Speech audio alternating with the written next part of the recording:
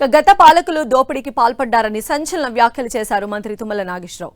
మళ్లీ అధికారంలోకి వస్తామని బీఆర్ఎస్ నేతలు కలలు కంటున్నారని విమర్శించారు. సీతారామ ప్రాజెక్టు గురించి మాట్లాడే హక్కు బీఆర్ఎస్ కు లేదన్నారు. రైతులకు 21,000 కోట్ల రూపాయల రుణమాఫీ చేశామని, దీనిపై మాట్లాడే నైతిక హక్కు బీఆర్ఎస్ కు లేదన్నారు. బీఆర్ఎస్ హయాంలో రుణమాఫీ ఎంత జరిగిందో చెప్పాలని మంత్రి తుమ్మల సవాల్ విసిరారు. ఆర్థికంగా ఇబ్బంది ఉన్నా పథకాలు అమలు చేస్తున్నామని, దీర్ఘకాలిక సమస్యలను పరిష్కరిస్తున్నట్లు, కాళేశ్వరం ప్రాజెక్టును పునరుద్ధరణ చేపట్టామని మంత్రి తుమ్మల స్పష్టం చేశారు.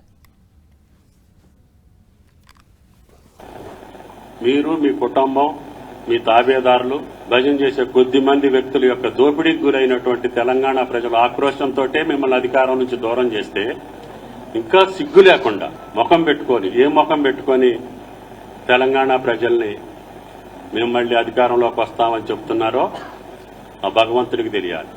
కనీసం ఆ లిఫ్ట్ ఇరిగేషన్లు అయితే జూలూరుపాడు దగ్గర టన్నెల కెనాలా అని 10 సంవత్సరాలు దాన్ని నిర్ణయం చేయకుండా 8,000 కోట్లను బూడిదలో పోసి అందుట్లో వచ్చినటువంటి కమిషన్లకే సంతృప్తి పడ్డటువంటి మీరు సీతారామాన్ గురించి మాట్లాడే హక్కు లేదని చెప్పి బీఆర్ఎస్ నాయకులకు విజ్ఞప్తి చేస్తున్నారు.